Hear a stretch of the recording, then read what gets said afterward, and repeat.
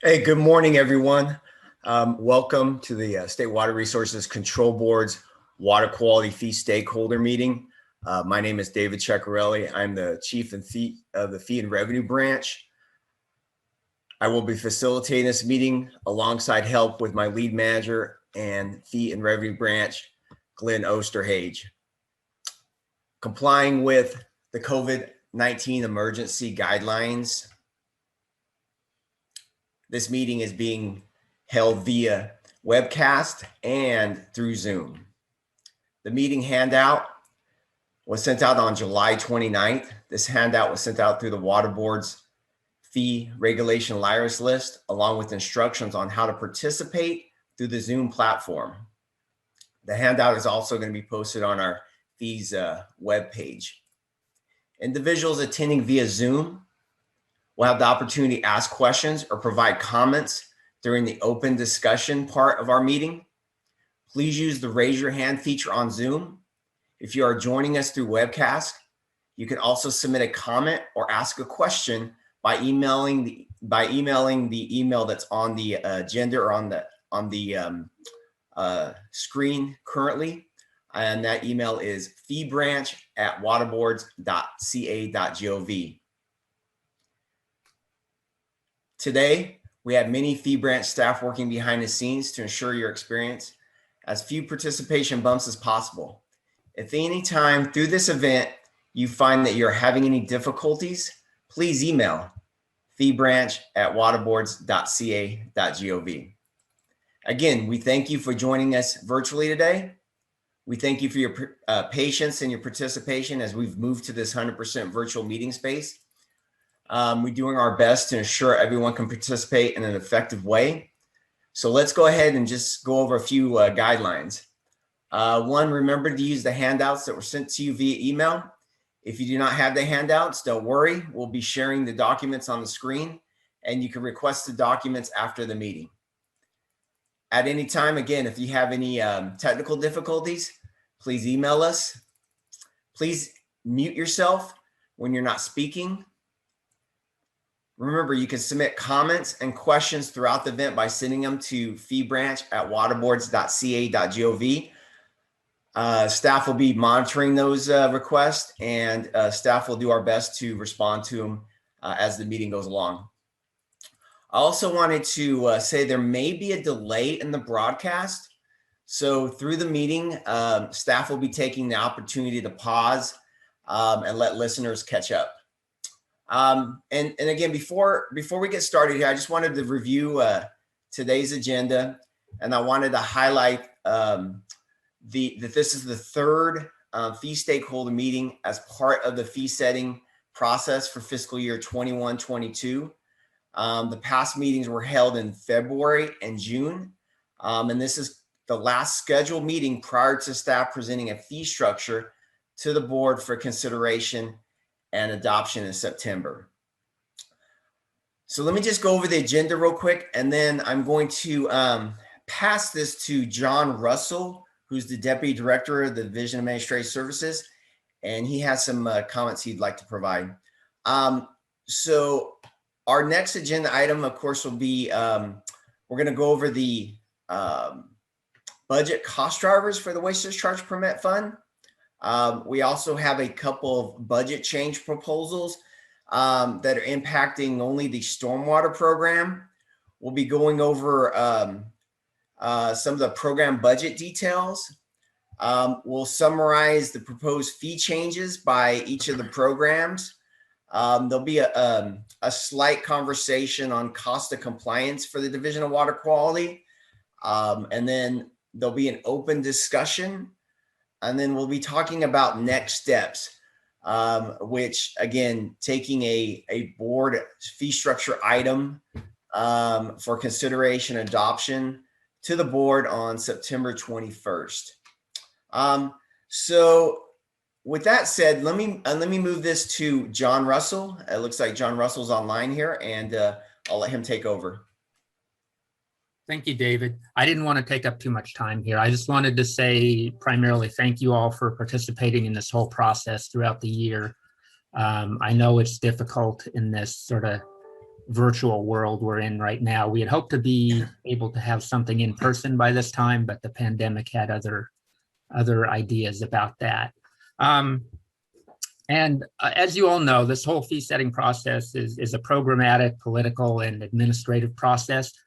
We're here to talk about the administrative side of it, but one of our main goals is to provide you with enough information, or all the information that you need to understand what we're doing and why we're doing it. So I say this every meeting, and I do honestly mean it, is if you have any questions at any time in this whole process throughout the year, don't hesitate to contact either myself or Glenn or David, and we will be happy to provide you with answers to your questions or the information if you're missing some piece of the puzzle here. With that, I'll hand it back to David, and we'll get into the meat of the subject. Thank you, John. And at this point, what I'm going to do is I'm going to move it off to Glenn Osterhage, and Glenn is going to start moving through the agenda. Hi, thank you, David. As introduced, I'm Glenn Osterhage, the branch manager in our fee and revenue. Also assisting us today is our unit manager for the water quality and water rights programs, Itse Beta. She will actually be going over attachment 1. Before we get that, if we can go back up to the agenda. So before we have Itse go over attachment 1, the cost drivers, at a high level, other than some actual fee proposals we're looking at for various programs, from the June meeting, which was off of the May revise, and obviously today's meeting, the 2 primary changes was a pay letter, and we'll go over that as part of the budget cost drivers. And also what's listed as 2B on the agenda, it's a BCP or finance letter related to the stormwater. We use the initial CII. So it's a new one that was added in, but it's specific to stormwater. So those are the 2 primary drivers that are in addition to what we spoke about back in June. So we can go ahead and go down to attachment 1. At this point, I'm going to hand it off to Itse to go over attachment 1. Thanks, Glenn. So yes, I am the new unit manager, and I'm still wrapping my head around all of the changes. So this is informational for me as well. But for the time being, I'm going to be going over this handout, attachment 1. Just briefly, I wanted to introduce the first table. The first table just provides us the fee setting budget for 2020-21, followed by the fee setting budget for this year. And that shows us to be about 166 million. So if we're looking, oh, I'm sorry, excuse me. The first table, which shows us the last year's budget, that's around 166 million.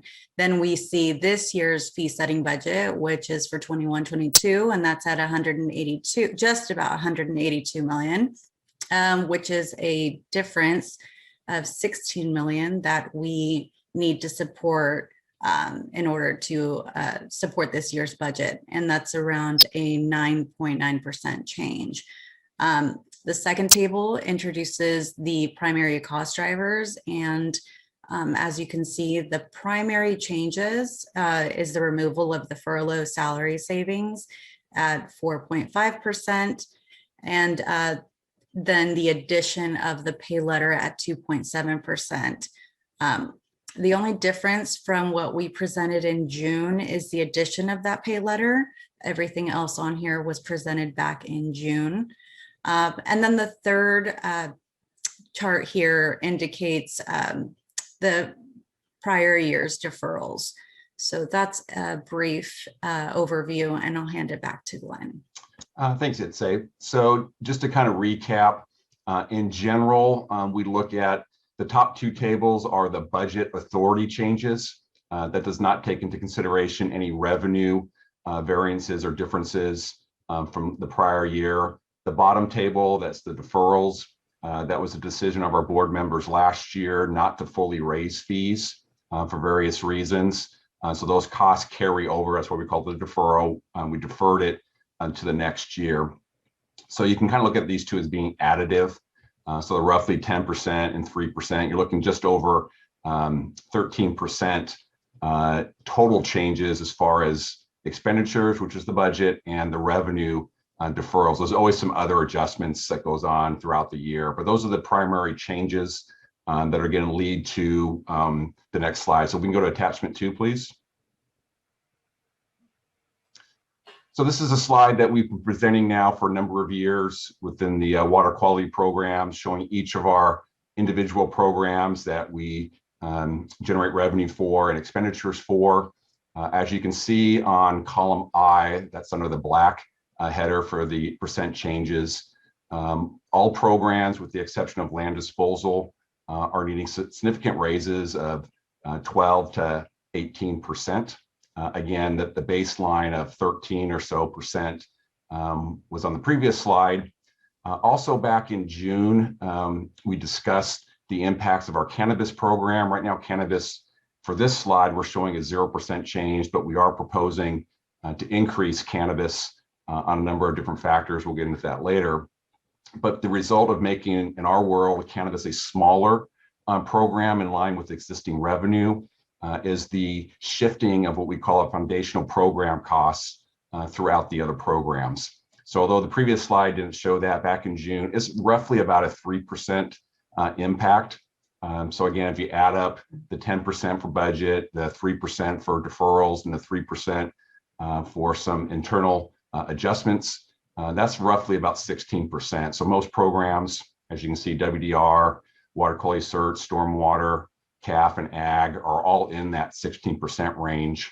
Land disposal is the one program that we're still generating pretty decent amount of revenue. It will need a slight increase for that program.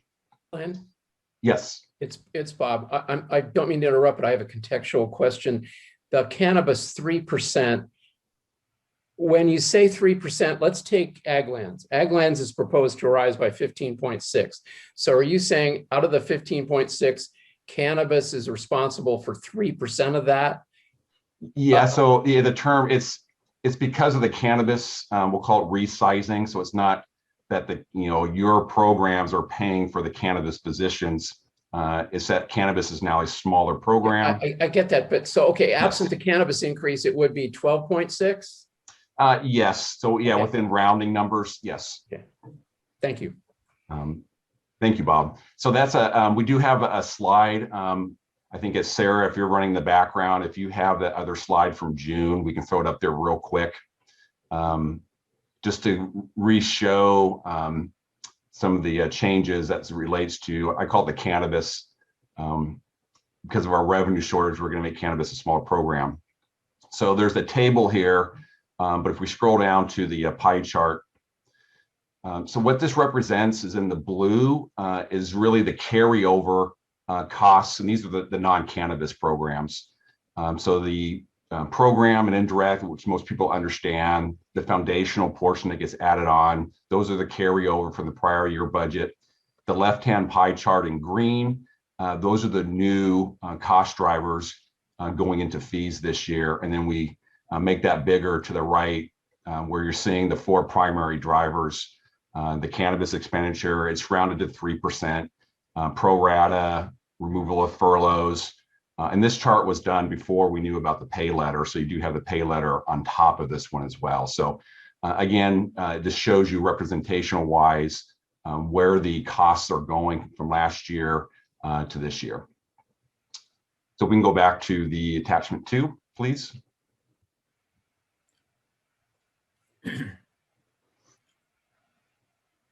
Okay, so I'm not going to go into the detail here, but at the very bottom, we do show the 2 BCPs, although one of them is actually a finance letter. Both relate to the stormwater program. The first one down there, the industrial stormwater discharge compliance, was part of the May revise.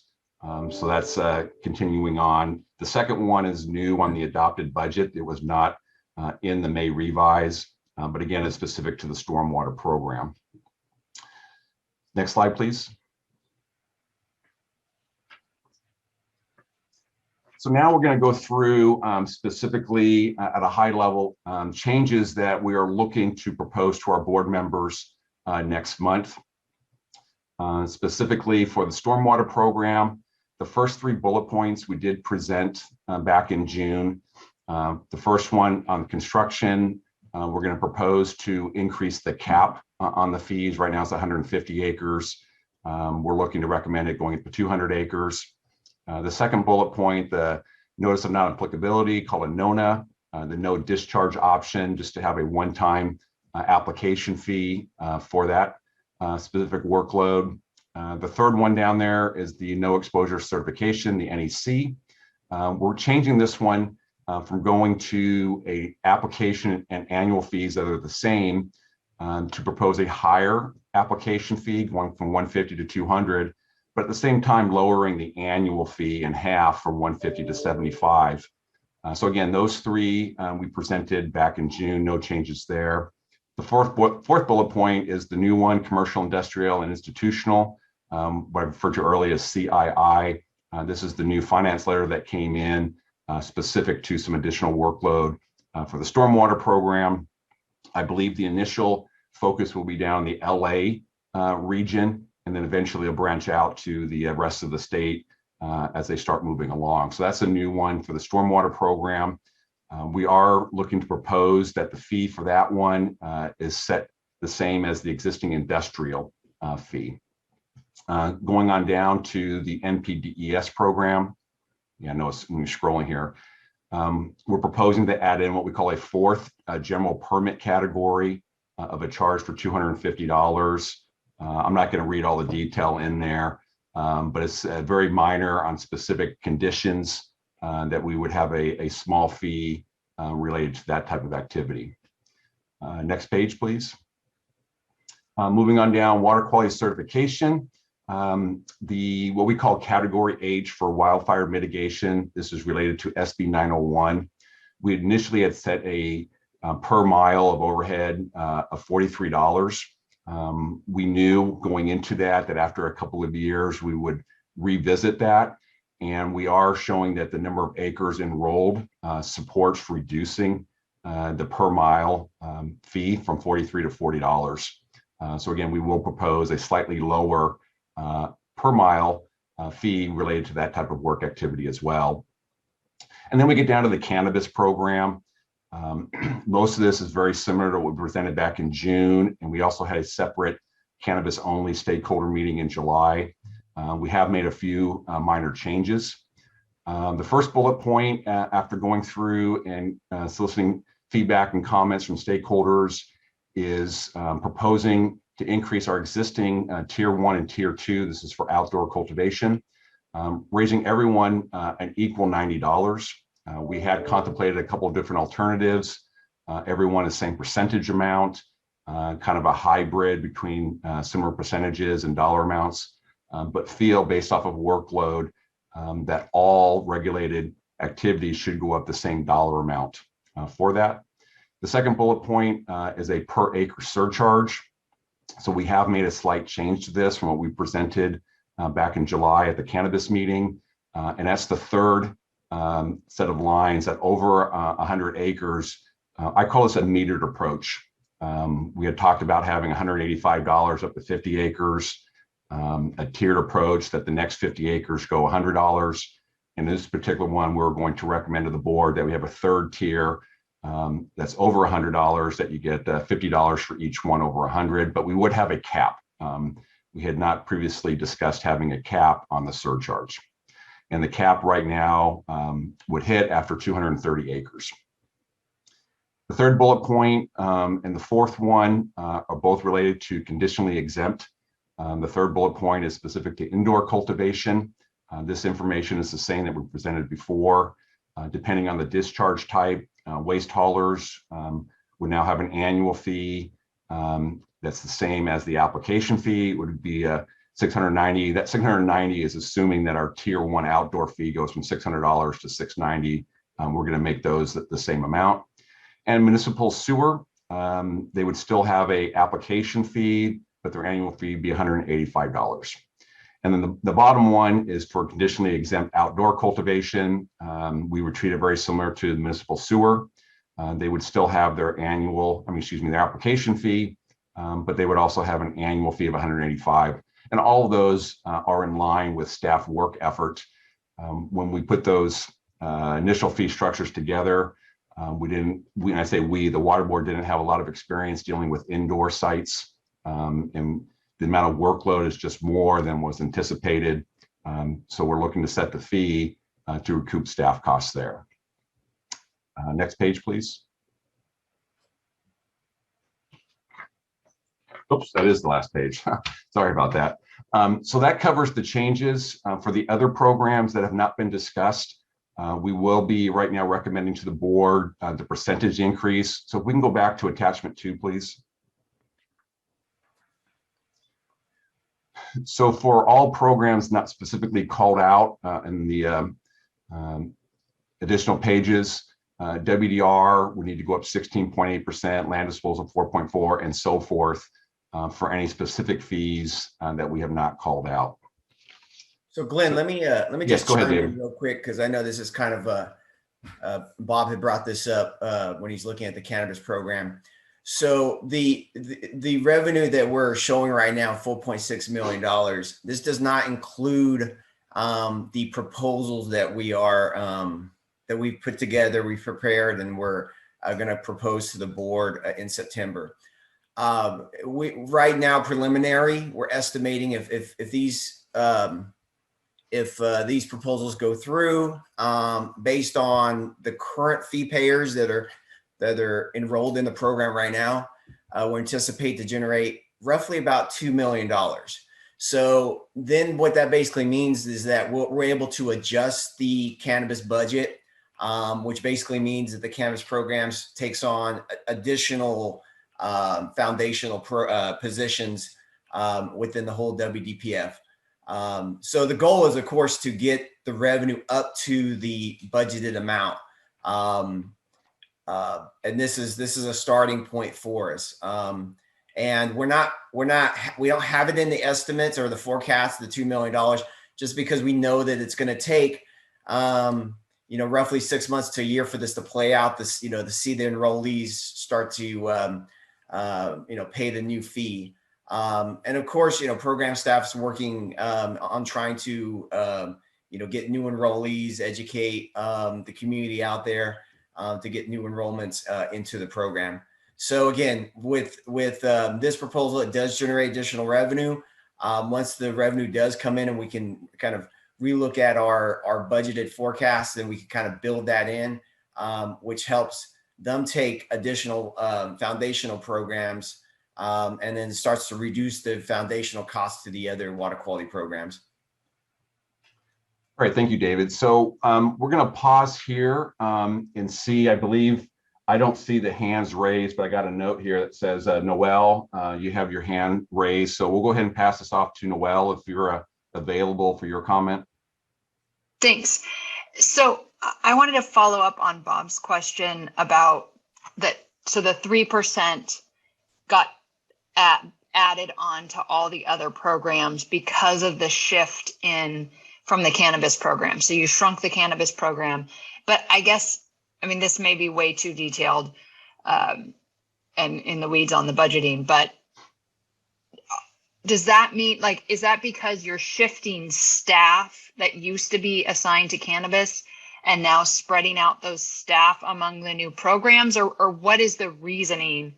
Why did all the other programs have to take on that 3% increase? I'll jump in first, and then David can add in anything that I may miss. So what we call our foundational programs, those aren't familiar, it's TMDL, basin planning, the swamp and gamma, those type of activities. So they're not specific to cannabis activities. I call them the overlay. They sit on top of all of our water quality programs. As a result of cannabis revenue being so far below the expenditures, the board decided last year to keep, I think is it 20 positions, David, of the foundational programs vacant last year. So we did not fund those positions. Right. By effect of making cannabis a smaller program, we do everything in proportion. So it's a smaller program. It takes a proportional smaller share of the foundational costs. Those costs kind of go back into the pool and get distributed to all programs so we can fund those vacant positions. Go ahead, David. So I was just going to say, the last budget change proposal for the cannabis program, I believe, was in fiscal year 1920, and that authorized 55 positions from the WDPF for the water quality side of cannabis. However, our fee revenue was only able to support 20. So internally, we've taken action to basically hold 30 positions, or excuse me, 35 positions on the cannabis program. And then, as Glenn mentioned, when we look at the budget though for cannabis, and again, it goes to those 20 foundational positions, 20 positions were associated with the cannabis program when we again run the numbers through our formulas. So what we've done here is now we've driven our budget down to our revenue. And so we're generating 4.6 million, which is basically supporting 20 positions. And then basically means that they take a lower share of the foundational cost. And then the foundational positions are now spread out to the water quality positions. It's, you go back 4 years ago, 5 years ago, when the cannabis program came in, it was the different way around it, right? The foundation of the cannabis program came into the WDPF, and then we shifted foundational costs to them, and we took it away from the other water quality programs. And so we're at this point trying to make a shift to align revenue and our cannabis program. At the same time, we are trying to adjust cannabis fees to start to raise our revenue, which we can then raise our cannabis budget, which allows us to, again, kind of reshift the foundational programs around. Okay, thank you. And Bob, I think I got a message. Your hand was up as well, Bob. Yes, it is. 4 quick points. One is the overall fee estimates, even from last month or 2 months ago now, were missed by 50 to 66%. That's a problem. The second is, if we were watching Bad News Bears, I'd turn to you and say, you're killing me, Smalls, because we have pro rata, direct, indirect, and foundational costs, none of which are really explained. I get it, but it would be good as part of this going forward to have an explanation of each and how much each accounts for. The third point is this. In a time of multiple impacts, especially to ag lands, and in the past with the drought, we've had general fund assistance. I would urge Jonna and Karen to get together perhaps with the board and with DWR and attempt to find costs from, or excuse me, revenue from the general fund as part of the extended budget process, maybe even from Sigma. This is not without precedent. It would help us a lot. And last, on cannabis, we have in the past testified to the board and been told that cannabis would be siloed.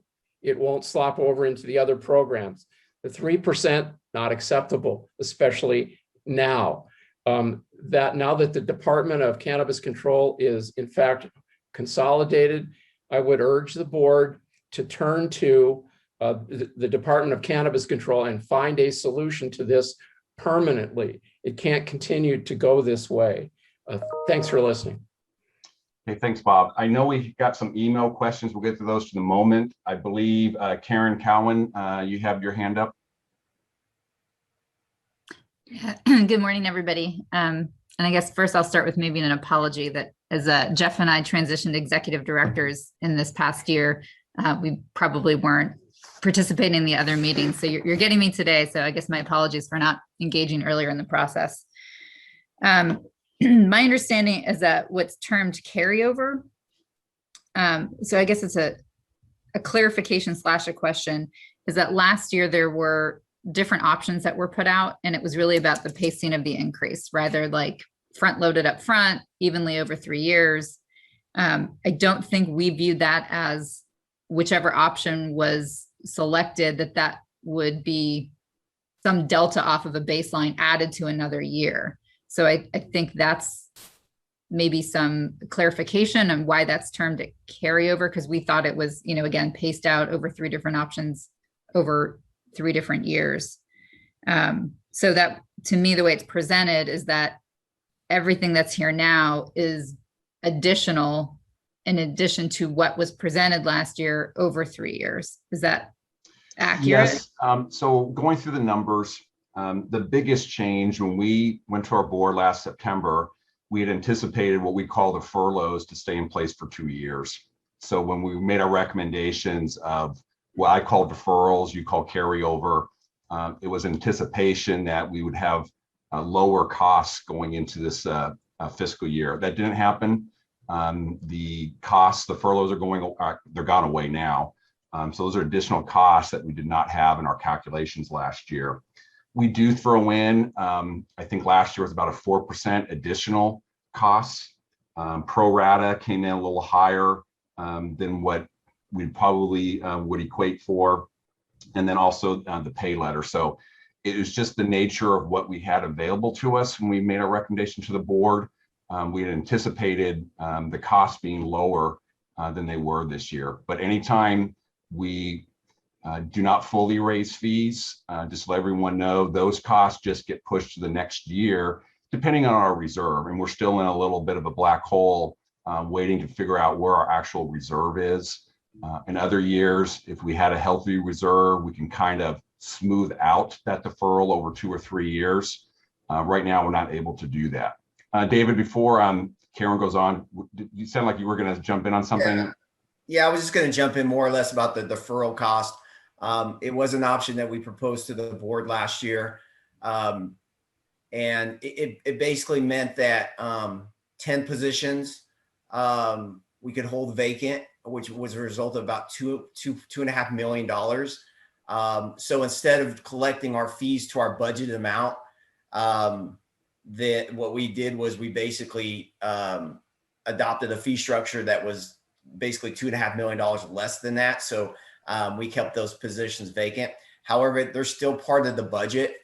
We just had a revenue shortfall last year, knowing that these costs, as I think Glenn has mentioned, have now deferred and they still move on. So as part of this fee structure and these percentage changes, there are those percentages included in that are covering those 10 positions in the WDPF that were not, fees weren't adjusted to collect that revenue from last year. It's just deferred to this year, and we're moving forward on adjusting our fees to cover those costs. So Karen, I think that was one bullet of a couple of bullets you have for us. Yeah, I do. Sorry, I'm playing catch up. So looking at the stormwater drivers, they look to be pretty much focused on the industrial issues, but the stormwater category, it includes municipal and construction as well. Yeah. Yeah, so I can jump in on that one. So right now, the anticipation that over time is kind of vague, in 2 or 3 years, as the new permittees or enrollees come on board, that the new enrollees will in fact generate revenue to cover those BCPs. For the first year or two, it won't. It takes a while to go out there, notice all these new operations, whatever term is used, to get them into the new permitting requirements. But over time, the revenue should come in and balance it. And then we'll have a couple of choices once we start reconciling that. One is to look at what I call the 3 primary components of stormwater. We have construction, industrial, and municipal. It's kind of do some estimates of staff time throughout all the regional water boards on the work activity for each of those 3 sub-programs and the revenue coming in, and then kind of rebalance it. Or we just go ahead and do it in a way, I'm kind of hedging back and forth, is the revenue will come in and it will eventually offset future raises for the stormwater program. So it's something we will monitor with the stormwater program as these new 2 permitting activities come into reality. We'll be able to identify, hopefully we'll have more that come in and the revenue will be above these BCPs, and we'll be able to offset future increases. But that is the intent, is ultimately the new enrollees will cover those costs. I don't know if that answered your question, but that's what we're looking at. I mean, a little bit. It's a timing thing more than anything else. Yeah, because we represent all three pools of stormwater permittees, but I'm pretty sure what I'll hear from the municipal folks is we're not the driver for the increase in costs. And folks certainly want to cover water board staff time because we have a lot of priorities we would like addressed for sure by state water board. But this is one of the highest increases I think in a very, very long time. It's the highest increase of any category is on stormwater, and I think the municipal folks are going to say, but why us, right? Why our fees? Yeah. And So one thing, I am in discussions with the program staff for stormwater is to do the analysis we just said. It's been a few years since I call rebalanced the three silos. It is an activity that we're looking to gather the information. Again, our reporting is not by project. So we have to make sure that each region, how they're handling their staff workload. But it is one thing that program, when I say program, in this case, it's a stormwater program, is going to look to do that analysis. And if it turns out, municipal, since you brought it up, if their revenues are higher than their estimated expenditures, then we'll be able to reduce their fee if needed. Conversely, the other program, someone may have to go a little higher if their revenue isn't covering what I call the subcategory. all right, and then maybe this will be my last question for now. I'll say for now. You'll have more later. So adding up the different numbers, I don't get to 18.1. I get to a number, 13. And then I guess if that 3% pass along from cannabis is added at 16, that's an additional 2.1%. So I guess the question is, how do we get to 18.1 for stormwater? So some of that is when we do our revenue forecasts and the stormwater program, there are, I'm not going to say it's construction related, but we have to guess a little bit on what the new construction activity is going to be. So there is some fluctuation. I just use that as one example. But as we're looking through it, all the different cost drivers that we said is 9.9, the deferrals for stormwater was 3%. You've got the cannabis for foundational programs. So you have the BCPs for this program. The rest of it would just be kind of looking at total revenue forecasts versus the total new expenditures, and that's where we get the 18%. So Glenn, let me just jump in. So when you're looking at on this chart here and you're looking at D, which shows 5.2 million of staff cost program adjustments, but then you show the difference, you show the adjusted revenue of 6.1 million. Doesn't that reflect basically the program shortfall of about 900,000? So that you're talking about G, yeah, the revenue shortfall. So we're estimating right now 34 million, and we're going to do this revenue review one more time before we go to the board. And if our revenue number is a little higher than we had before, that percentage will go down. But right now we're forecasting roughly $34 million of revenue. Stormwater program with all the different changes is now a $40.3 million program. So generating roughly 6.2 million more in revenue is what's needed to support the stormwater program. All right, sorry, I have one more. Okay. It's just a clarification. When I looked at the spreadsheet for the first time, the categories are a little confusing to me because stormwater is an NPDS permit. And I don't know if that's a carryover of originally NPDS, people just view that as wastewater. I wasn't actually sure where municipal stormwater fell in that, if it was stormwater or NPDS. So just maybe a note for clarity. Yeah, so just for you, if you're familiar with our two primary water quality databases, if it's in the SMARTS program, it's considered stormwater for our numbers here. If the data exists in CWIX, it's probably an NPDES in this data set. It's not 100%, but that's generally the split. So if you're permitted through the SMARTS database, you're considered a stormwater permit. Okay. All right, I'll let someone else ask questions now. Okay. So I do believe we have three, at least that's what my note says here, 3 email questions. So I'm not sure, Sarah, are you reading the questions today? Yeah. So the first is from Bruce Hadashelt, and he has 2 questions. The first one is, footnote 1 describes redirected expenditures for foundational programs like basin planning, TMDL, monitoring, and enforcement. is foundational exclusively employee costs, or does it include cost of implementation, technical work, and studies? I don't know, Karen Mogus, if you're on the line here. To me, it's a budget number. I know there's some contractual stuff, especially in the monitoring programs, that may not be direct staff costs. But I'm not sure if, I know Karen had a time limit today, but Karen, are you still on the line? I am. Okay. I don't know if you guys can see me, but yeah, I would say it's a mix. The basin planning, TMDL, let's see, what else? What's all foundational? Enforcement. Those ones are PY costs, staff costs. When we talk about the GAMMA program, surface water ambient monitoring program, it's a mix of both PY costs, personnel costs, and contract costs. I don't have the breakdown in front of me, but again, it's a mix. Thank you, Karen. Mhm. So his other question, well, it's a comment. Dischargers improve water quality that benefits the ecosystem, drinking water to disadvantaged communities, and other important policy of the state.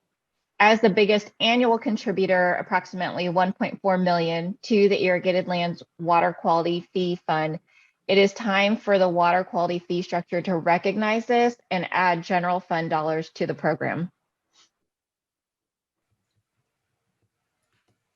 So we got the comment there, Bruce. I don't know, David, if you want to jump in. You know, from my point, you know, we don't control the dollars that come out of general fund. I know there's requests that come through at various times to use general fund to support various programs. I don't know, David, if you have anything you want to add to that before we go to the next question? No, again, you know, we don't control the general fund. You know, we do put BCPs in. I do know as an organization, many of our requests that we've asked for general fund in the past have been denied. I think we all understand that the general fund isn't a sustainable funding source. So for, you know, earlier in the years when some of these programs were funded by general fund, that funding was of course taken away and supplanted with fee authority. So we had to, you know, make adjustments, you know, in the given years when the general fund was taken away.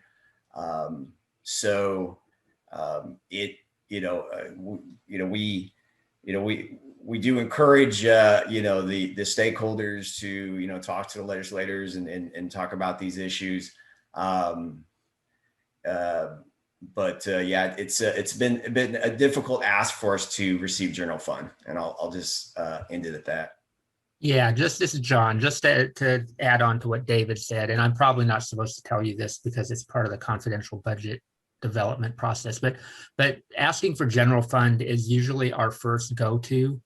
And like David said, a lot of years it's pretty lean, and that's almost a dead on arrival request, but that is the first thing that we look at when we look at new proposals that the administration is putting through. Is it a general benefit to the entire state that we could legitimately request general fund? So we do request it. But like I said, in typical years, it's in short supply, and we're viewed as a fee-based program. So, but you know, I don't know if that reassures anybody, but just to let you know, we do every year request general fund for a lot of our new proposals that come up. Okay. Thank you, John and David. So Bruce, I know you're doing on the email. So as always, I know you reach out to us separately. We can always continue our dialogue separately from this meeting. If you have any follow-on, feel free to send another email. So Sarah, you got the next email? Yes, Maureen Daggett has several questions. The first one is the statement that was made that CII and PDES will start in the LA region and then spread throughout the state. What is the regulatory driver for this program? I can answer that for you, Glenn. Thank you, Karen. The CII, the regulatory driver was that US EPA has a function called a residual designation authority, and they have the authority to designate facilities as individual discharges under the stormwater program. They were sued by environmental groups on implementation of 2 TMDLs and 2 watersheds in the LA region, claiming that industrial, commercial, and institutional facilities were sources of pollutants and needed to have their own individual permits for their stormwater discharges in those watersheds.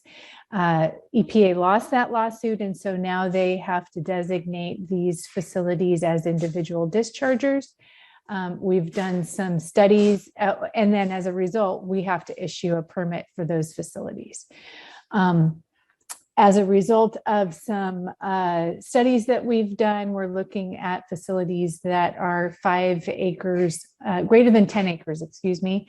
And that translates to on the order of 560 new facilities that we have to permit under what will be a regional general order that will apply only in the 2 watersheds in the LA Regional Board. And so the BCP that we requested PYs for is for implementing that permit in the in Region 4. The comment about it possibly expanding statewide is that because the environmental groups were successful in this current lawsuit, we fully anticipate this becoming an issue across the state for other TMDLs. Because, you know, these facilities are, you know, like Costco's and Walmart's, things that have large parking lots that can be sources of pollutants and stormwater runoff. And so, you know, a Costco in LA is no different than a Costco in Sacramento. So we are not currently proposing a statewide permit, but are crafting the current regional board permit in a way that would allow us to expand it statewide if we had to. At this point, there are not plans to issue a statewide permit just in the region at this point. Thank you, So Karen. you may have addressed this, but I'm just going to ask the rest of her questions just to make sure her questions are answered. When did Region 9 EPA designate any CIIs for permit obligations under the MS4 permit requirements? And the 2018 court ruling did not mandate that US EPA designate all CIIs throughout California. The answer to the last question is that's correct. It's just in the 2 watersheds in LA, and Region 9 EPA has not yet done the residual designation action. We will be doing that in coordination with issuing the permit sometime in early 2022. Okay, and this is her second question. Where in SB 205 is the State Water Board mandated to enforce SB 205 compliance? At best, this would be a MS4 function.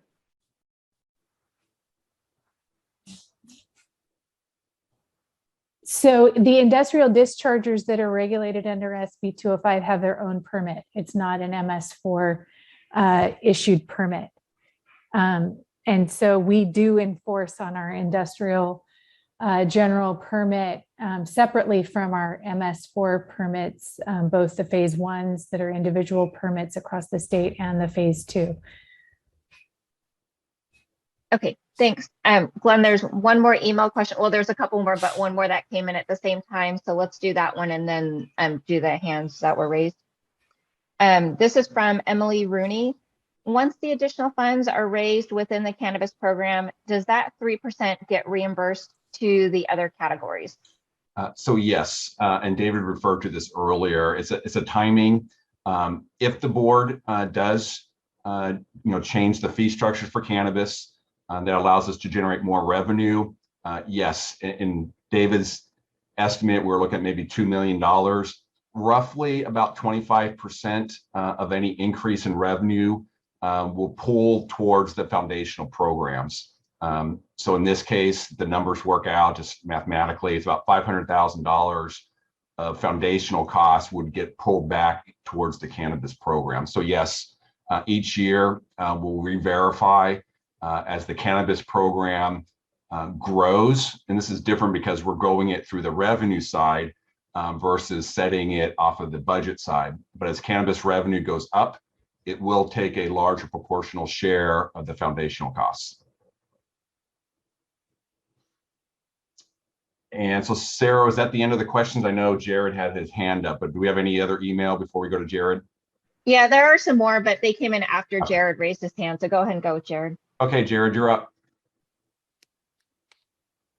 Hi, good morning, and thanks for hosting this workshop today. I know that in a lot of ways you're just the messengers here with these fee increases, but with the release of the proposal last week, I had already begun receiving emails from our members concerned about the June proposals, and with this one, even more, outrage may not be an overstatement because of the cost increase. And I know kind of just in our individual conversations offline, I have a sense of how this is working, but I still felt like a duty to kind of inquire just to get clarity on some of these questions. And so maybe I'll just make 3 comments and then let you field each one. The first was with regards to the NPDS fee. Since 2018, our fee increases have been 10%, 13.4%, 9.3%, and now a proposed 11.9% increase.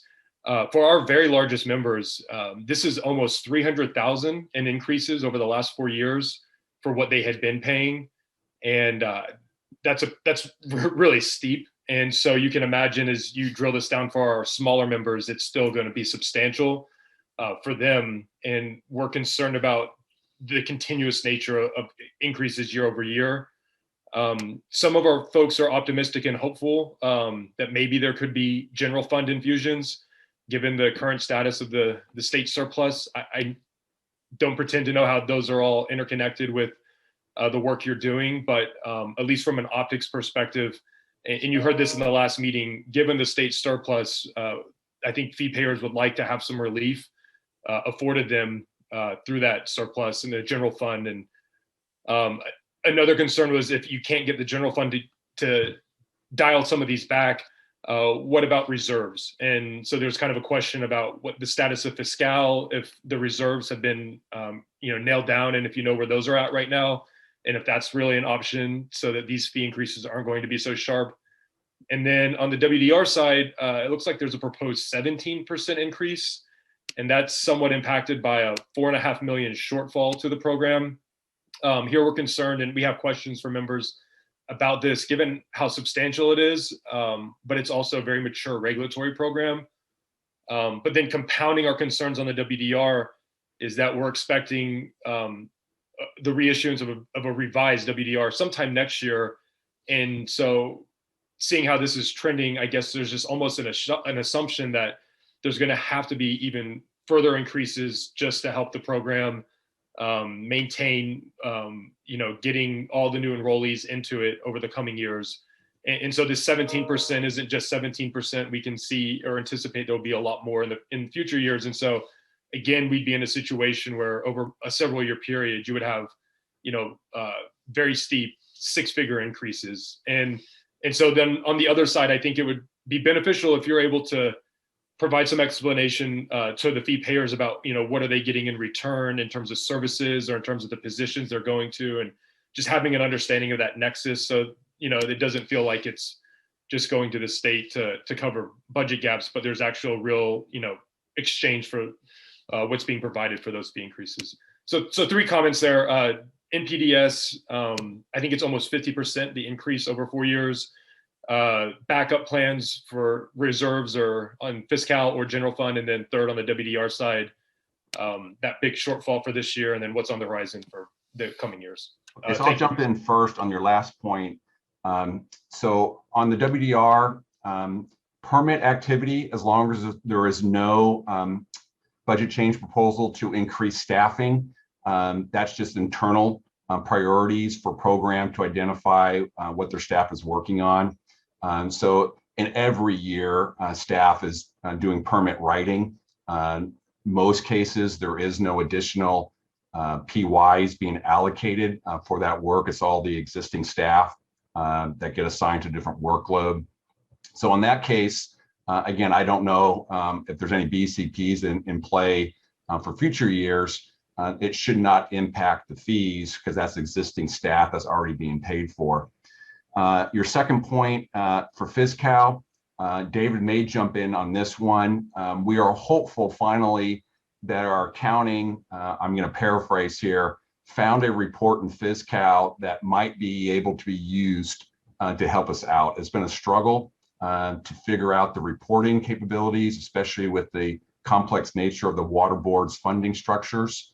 But Dave, I'm going to have you jump in because I know you mentioned that they're looking at a report that they're hoping will be able to be used in lieu of what we had in the old CalSTAR system. So yes, over the last few weeks, our accounting office has been working with the Department of Finance on this, on looking at a report on kind of monthly expenditures, a little more detailed than what we had been receiving. And it's definitely promising, and it looks like that's something that will be coming forward, which will help us in the fee setting process of looking at better projecting out expenditures. And then with that said, our accounting office is anticipating of closing books for, I believe it's 2021. 2021 here in either August or, in either August or September. So we should have kind of final reports maybe into September, early October, which will then help us better kind of identify what our reserves are. And then going back to I guess it would be your third point, and Glenn kind of mentioned it also, when it comes to the revenues and what the staff's working on, we'd always encourage everyone to look at the annual performance reports that are on the Water Board's webpage, which identifies the core programs and kind of what staff's working on, meaning, how many permits have been written and inspections and so forth. So there are milestones, there's goals, there's the different tasks are on the performance report. So we definitely encourage the stakeholders to look at those reports, because there's a correlation between kind of what a fee revenue helps support, and then it shows basically what the staff's working on when it comes to those annual reports. And so to continue on, the impacts of waiting to get completed FisCal reports to identify our fund reserves, and this goes to all of our fee funds. We're water quality today, we got water rights this afternoon, we got drinking water and ELAP tomorrow morning. All of those, the impacts, hopefully we get the numbers that will show us having a reserve higher than our minimum target. I'm always concerned it could be the opposite, that our fund reserves could go below our targets and we may have to come back and generate revenue to get our reserves back to where they are. So it's a two-edged sword on that. Hopefully we'll be close to our targets and it'll be very minimal impact. If we're on I call it the lucky side with my quote fingers here, revenue came in higher than what we were using in our projections, and especially if our expenditures came in lower than we're currently plugging in. So there's a lot of moving parts that we're hoping. I know I've been saying this for over a year now, waiting to get those balances. If we had a reserve, then it gives our board members some flexibility, but every time we make a deferral, it just, when I say it kicks the can down to the next year or two, at some point, you're going to have to cover those costs. So we have what we call a structural imbalance. Anytime our expenditures are higher than our revenues, if we don't raise fees to the full amount, we're in a negative structure. And at some point, we've got to balance those out by increasing the revenue side. So hopefully, Jared, I think you're still on. Did we answer? I know you have the final one. I'll get up to you in a moment. related to NPDES. But as far as the first 2 points, are you okay with what we said so far? I understand it. I don't know if I'd go so far to say I'm okay with it, Yeah. but it helps to hear you explaining it. So I appreciate it. And then the first point, which is the third one we're going to go over, is specifically you mentioned the NPDES fee increases over the last few years. Yes, a number of programs for different reasons, whether or not it's based off of BCPs and finance letters that have been added in. I know over the last 2 or 3 years, some of those budget change proposals have been specific to NPDES or WDR activities. So those costs are borne by those 2 programs. We have, going back to, I think, fiscal year 1920, there were prior year deferrals. So as we said, every time our board makes a decision to defer raising fees to cover that year's expenditures, it just gets moved to the next year. So we're always trying to get caught up with those types of decisions. And then obviously this year, we had anticipated having the furloughs in place for a second year. Obviously, with the change of the state, again, as a state employee, I'm glad I'm going back to my full salary, but those costs, and I'm looking at my sheet here, about $7.4 million of additional costs we were not anticipating to hit until next year. So it came a year earlier than expected. So there's a lot of reasons for those. Obviously, our board does take that into consideration. The questions on getting general fund support, as John Russell mentioned earlier, we don't control. The board will submit the requests for general fund support, but historically, we haven't gotten that type of support. There is a lot of general fund support for the water boards in total. It's just for other types of activities other than the waste discharge permit fund. So David, anything else you want to add in there before I know Bob has his hand raised again? No, I think maybe John wants to chime in here. Yeah, I just wanted to address one of Jared's points about, in one respect, we are just the messengers, but that messaging is a two-way door. I mean, we're coming out to you with this information now, and the second half of the messaging is that we gather the input that you're providing in this meeting and then in the emails, and we do take that back to our board members. We'll summarize it for them and say these are the concerns that we're hearing. So it's a little bit of an indirect path to get this information to the board members, but we do summarize it for them and tell them what feedback we heard during all of these stakeholder meetings. All right, thank you, John. Jared, before we move on to the next person, did you have any follow-ups, or are you good for right now? It's okay to go ahead to the next person. Okay. Thank you, guys. So I believe Bob Gore, you're up next.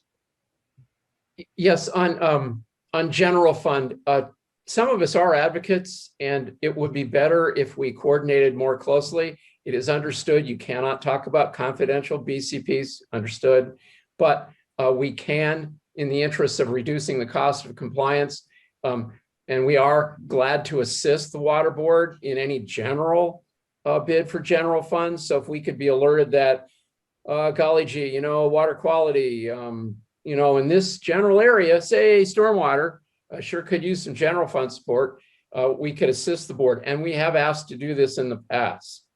So let me move on to the next agenda item while we still have a lot of people on. For cost of compliance, Karen Mogus and I will have a separate meeting in the fall. All stakeholders will be welcome to address the cost of compliance, including fees, but also other programs specifically, like stormwater, like ag lands, and working with CDFA on ag lands to reduce regulatory complexity.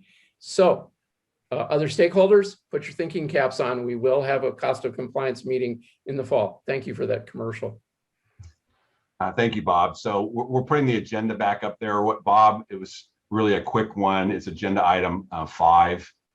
So we jumped right into that one. So all of our conversation obviously was related to agenda item 2, the cost drivers, number 3, the budget detail for all of our WDPF water quality programs. I went through some of those that are changing separate from the percentages. And then as we indicated, Bob just jumped into the cost of compliance. So before we go on, I'll give you, Bob, one last chance if there's anything else you want to relay out there for cost of compliance, or if you feel you've covered it, we can kind of generically go into open discussion that we've been doing that anyways. No, but this is board driven. All 5 board members support this. So we will have a cost of compliance meeting, and we request that you participate, because frankly, the problem is we all show up at this last hearing, have some objections, and then we get a chance to address the issue overall, and no one shows up. So you understand what that does to your credibility. So we look forward to seeing you in the fall. Thank you. All right, thank you, Bob. And we got another email question. Yeah, there are several. The first is from Tim Johnson with the California Rice Commission. He has a comment. This fee increase fails to recognize that growers across the state are struggling with drought. Our members are reducing plantings, laying off staff, and reducing operations.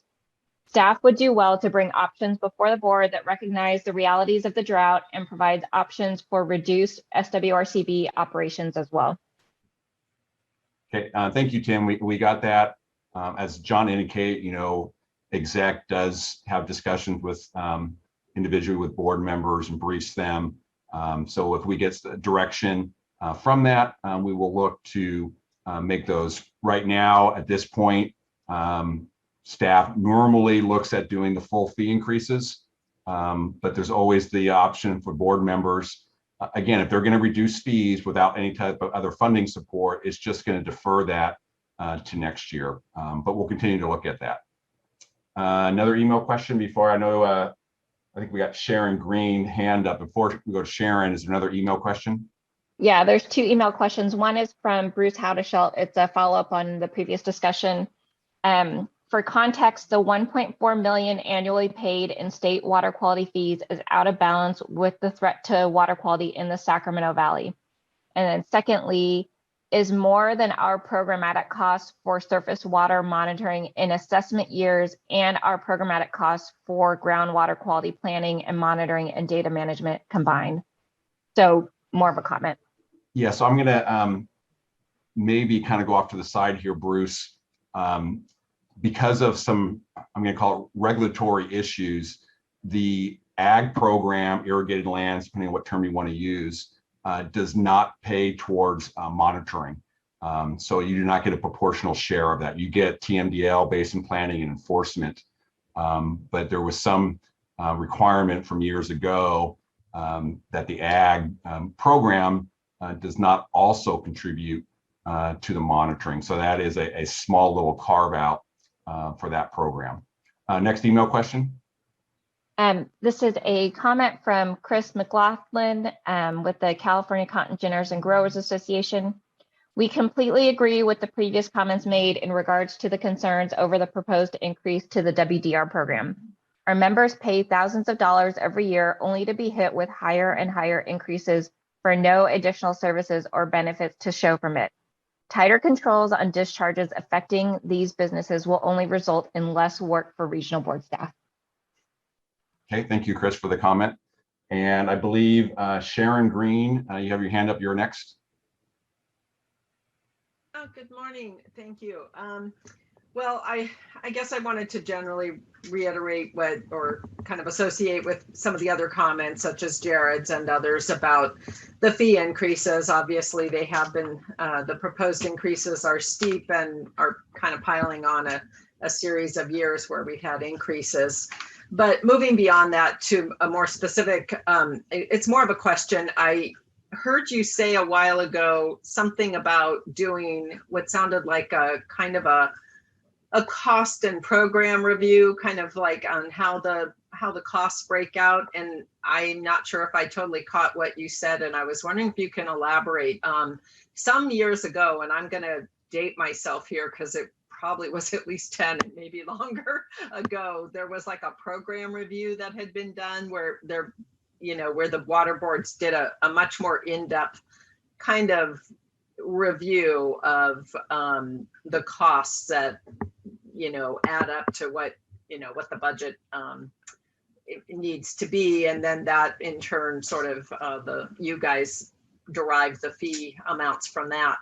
but I'm not sure if that's what you had in mind or some other, I know more recently there was sort of this realignment, among the different staff in terms of what they were charging to and things like that. So I'm a little bit confused. Okay, so I'm going to jump in right now, Sharon. Yep. So there's two separate, I'll call them programs or activities that have gone on. And yes, what we called resource realignment, it probably was 10 years ago, where the water board within the WDPF looked at all of the, we call them the PYs, but the staffing and what programs they were charging to. Years ago, before we got clarification, probably from the Department of Finance, is once a staff was identified for a specific program, those costs had to stay with that program, regardless of what priorities were chosen for that staff if they had to move over and work on some other activities. We did get clarification that what we call minor adjustments, a couple of staff here or there, we can move from WDR to NPDS to confined animals to ag, and those costs could move to the program in which they were actually working on. So back then, again, we'll say 10 years ago, it was 2012. Okay, 9 years ago. So program did a very thorough review of their activities and identified some staff were working on a certain activity, and we did some internal shifting to make sure that the programs were paying for the activity. Now, in the background, since we've got the okay to do that, we're not talking major 5 to 10 staff. There, we're going to go out in front of the stakeholders, but a one staff here or one staff there, we could have them charge as long as the entire program doesn't go over, because our budget's to the WDPF. For stormwater, just the way the data is aligned and the way it's captured, it's easy to identify or separate municipal work, industrial work, construction work, and now we have the new NEC as well. It's easy to identify what revenue is coming in for each of those 3 or 4 streams. It was probably 4 years ago that we last worked at a high level where we did adjust stormwater. We did not do a average increase for all of those channels equally. We actually had 1 year fees went down for one program and another one went up because we validated what the revenue was within that stormwater program. That's the one's unique because it's really 3 separate programs that all charge the same bucket. So there's 2 different things we're talking about. Resource realignment was done, now we know 9 years ago. A lot of work took place in the program sides and now under Karen Mogus.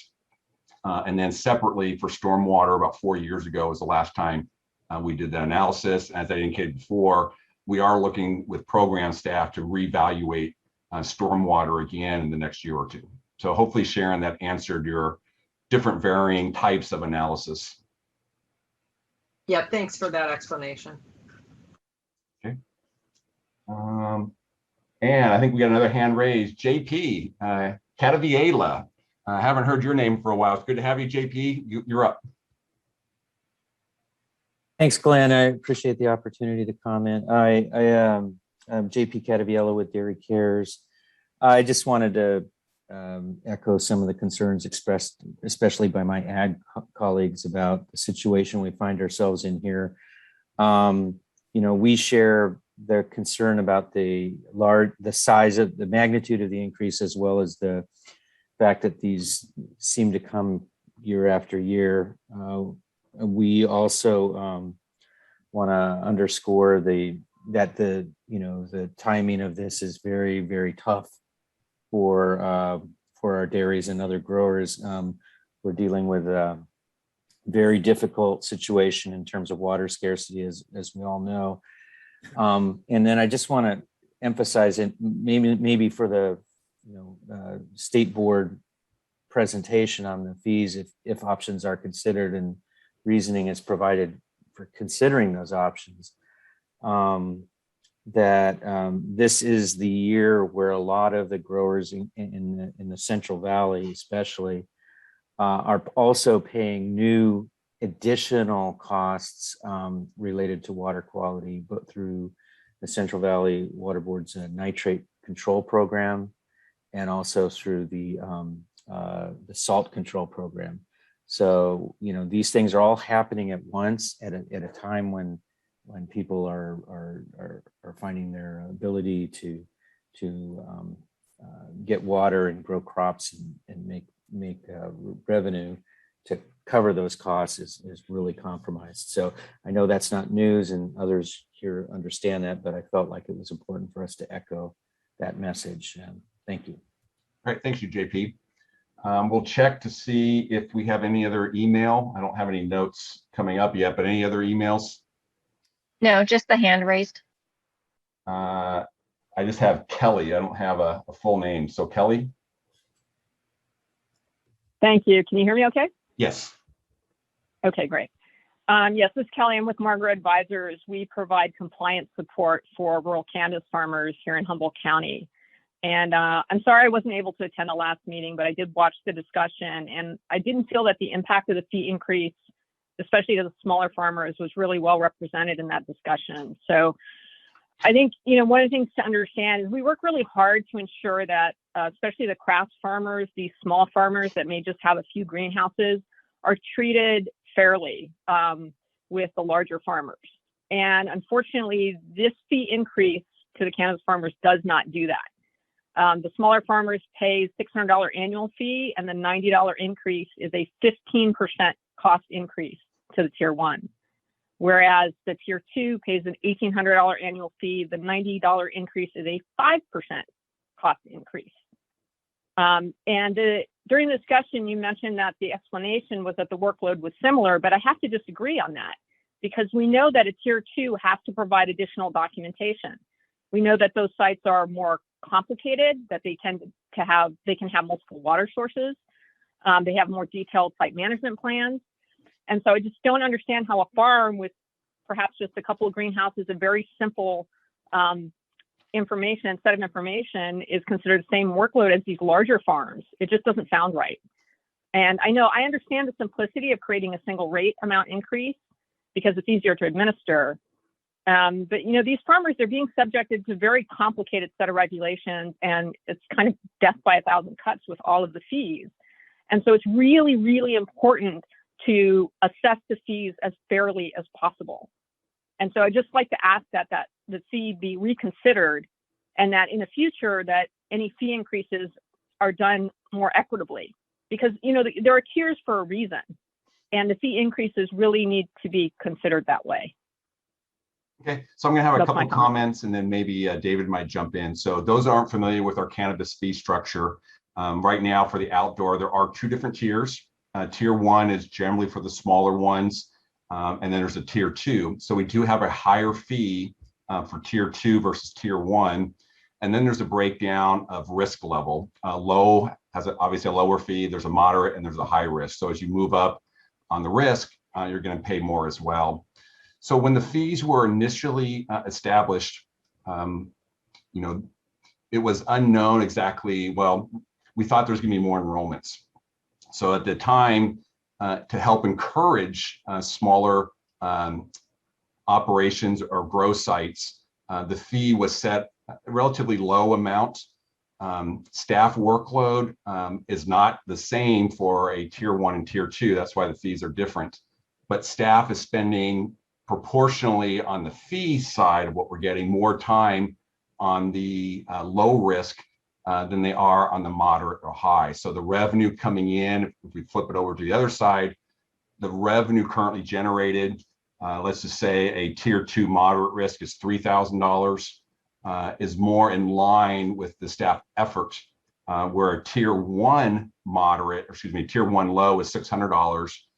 It's just an amount of staff time in comparison to the existing revenue is a little bit out of balance. So David, I know you've kind of been following the cannabis side a little more. Any comments you want to have? No, I think that you touched on some of the reasoning behind the increase. One, of course, when we set fees, a lot of the fees were being based on more or less the number of enrollees coming in, and then kind of secondary, kind of looking at the workload itself, and of course, you know, setting a lower fee to encourage that.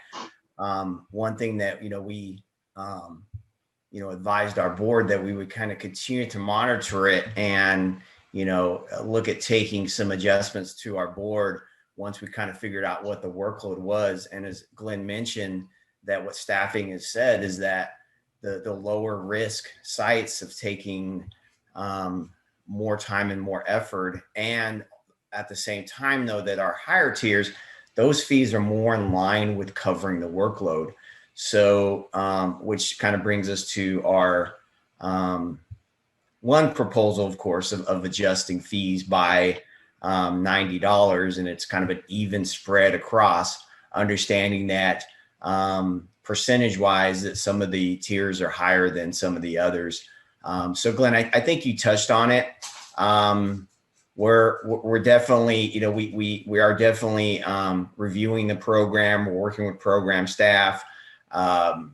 We will take some proposals to the board, and there'll be, of course, an opportunity to comment on, all of the proposals as we move forward. So Kelly, any follow-up on, since we have you here? Yeah, I think that's what I wanted to make clear. And again, just to think about those fee increases being equitably done and perhaps being done over time if necessary. It's just when we see dramatic increases for the smaller farmers, it's just really disheartening. It's very frustrating for them. And it's really important that all of the agencies understand that, including Water Board. So thank you. All right, thank you. And we have an email question. Yes, this is from Maureen Daggett, and I forgot to mention earlier that she's with ECM Services. It's more of a comment. It is assumed that staff charge to specific programs which are categorized by quote unquote charge number. It is possible for a report to be prepared that breaks down by regional board, the stormwater charges, and what was accomplished by staff. That way the fee payers can see a relationship between service and cost. Okay, so the first part, stormwater, is just one pool for stormwater, so we can't break down actual charges to what I use different terms, a silo of municipal, industrial, or construction. As David indicated, there is the annual performance report, and there should be a card out there specific to the stormwater program with staff activities on what they're working on, inspections, reports, those types of activities, enrollment. So there is data currently available for performance report, but on our end, as far as the task, stormwater just has one task that staff charge to, that we would separately go and kind of do a little survey of the regional boards and saying, of your staff time in stormwater, how much is effectively on municipal, how much is effectively on industrial, and so forth. David, you were going to add something there? Per the request, I mean, we could definitely look into it. It may be after once the fiscal year closes, and then we could kind of look at the total charges of stormwater, and then looking at the number of staff that are working in, as Glenn mentioned, the kind of this three separate components of industrial, municipal, and construction, and try to figure out an analysis of an estimate of those costs. And compare that to the revenues. So it's definitely something that we can put on our radar. It just may be, again, after we have the expenditures from our accounting office. Yeah, and then just to kind of throw the qualifier out there, every time we try to do one of these analysis and effectively change the balancing of fees, you're obviously going to have some that are going to have to pay more, while some are going to pay less. We use the term as a net zero.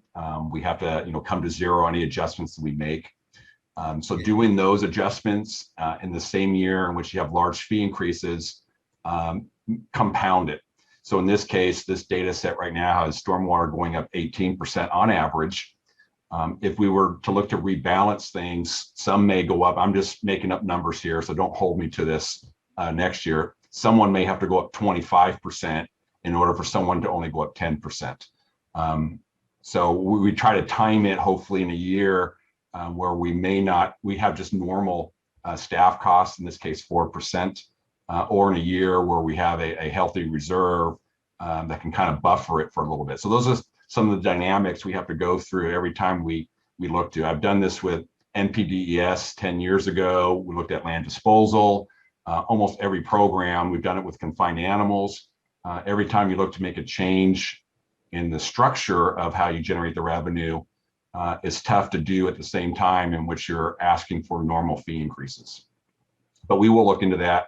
As I indicated, stormwater is the one program we were putting onto the radar for this next year to kind of do some of that analysis. And of course, just to add, I mean, we mentioned this and we talk about this. Our overall fee programs, we're not a fee for service model. So not every dollar is going to match up. We do, when we do set the fees, I mean, we do look at like the level of effort of work and we look at our expenditures and we try to tie those in. But again, we're not a fee for service model. Okay. Before, I know we got another email question. There is one other change we're looking at in our fee schedule that was not listed on our documents. Those that are into the policy numbers, it's actually section 2200.4. So right now we have the authority to keep up to $150 per hour on an application if it gets returned. We had intended to put it onto our listing of proposed changes, but we're going to look to increase that to roughly about $185 of staff time. Again, it's not applicable to annual fees. This is just on the application side. If staff time was required to review a report of waste discharge, there is staff costs associated with that. So it's a little technical adjustment we're going to make as well. So 185, I mean, Glenn, you may want to mention this too, but 185 is roughly about an average of an hourly rate for the State Water Board, where the 150, which has been in place for a few years, was a older number that we were using. Thank you, David. So we have another email question. Yes, Debbie Webster from the Central Valley Clean Water Association. Did the water quality programs get reimbursed for time that they spent on COVID tracing efforts and the like? I will say I do not know the answer to that. I don't know, David, or if John is still on. I know that they were tracking the hours. I do not have the knowledge base to answer that one. David, can you, or do we have to pass that on to someone else? I don't know if John is still on. We, as an organization, we were tracking our time, and then there was some type of process that we would be submitting the identifying the staff and the number of hours that we're working on COVID related activities, such as for the contact tracing. However, I think that's still kind of in the works. And then at this time, I would say that we have been reimbursed where the cost has gone back into maybe covering some of these program costs. That hasn't happened yet, but I do know that we did track the time and that we were in the process of identifying that.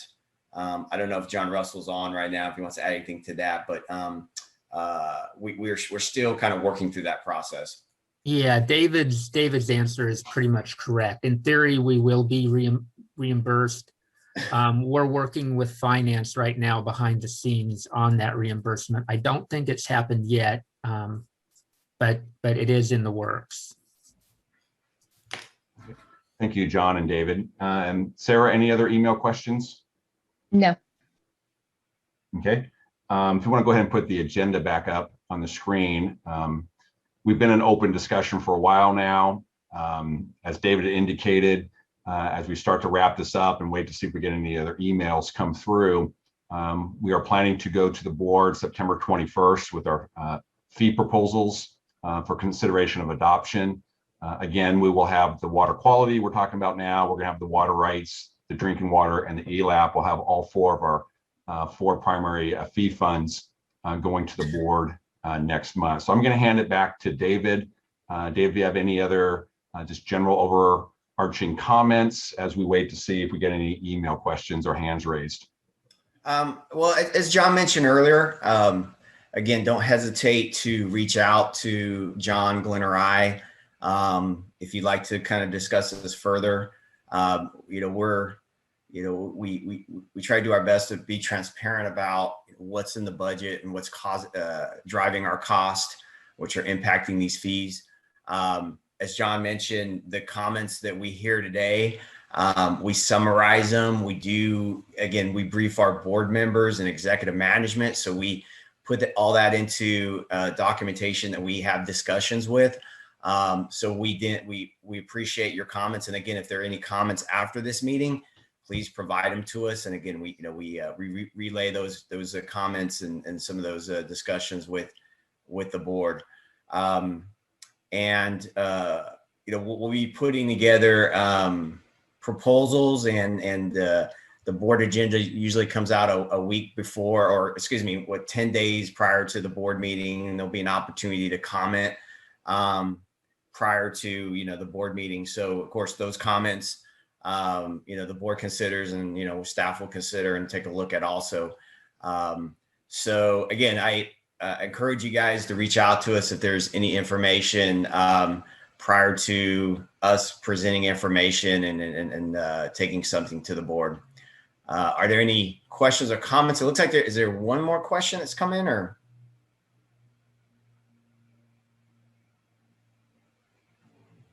I think that was an older one. Sarah, anything else on emails before David wraps up the meeting here? No, there's no email questions. Okay, thank you, Sarah. Okay. Well, I want to thank everyone. We definitely, again, appreciate all the comments that we've heard today. Again, don't hesitate to reach out to us. I want to thank program staff that assisted today, and also the fee staff behind the scenes that help answer or explain the questions that came in, and also navigated the screens. So again, thank you for your participation. At 1 o'clock today, we're going to have the water rights fee stakeholder meeting. And then tomorrow at 9 a.m., we're also having the drinking water and ELAP. So I wanted to mention that. We'll be talking soon. So again, thank everyone for their participation, and have a good rest of your day. Thank you.